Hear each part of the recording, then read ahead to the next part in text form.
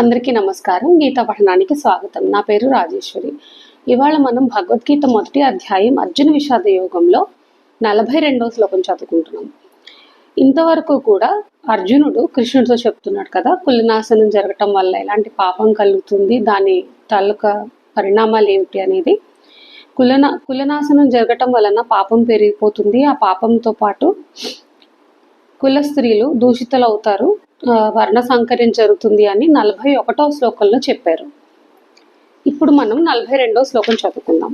ఒకసారి దీని సందర్భం చదువుకుందాం. వర్ణ సాంకర్యము చేయగలిగిన సంతానము వలన చేకూరినట్టి నష్టములను గురించి అర్జునుడు ఇప్పుడు తెలియజేయుచున్నాడు. శ్లోకం చదువుకుందాం.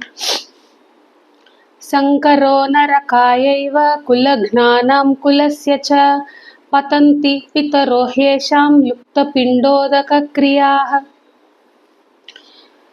దీని అర్థం తెలుసుకుందాం మనం.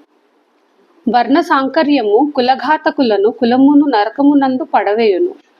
పిండోదకములు శ్రాద్ధ తర్పణములు లోపించినందువలన వారి పితరులను అధోగతి పాలయ్యెదరు. ఇక్కడ కులఘాతకులని ఎవరినందురు?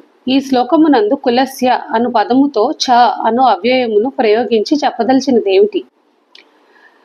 యుద్ధాదుల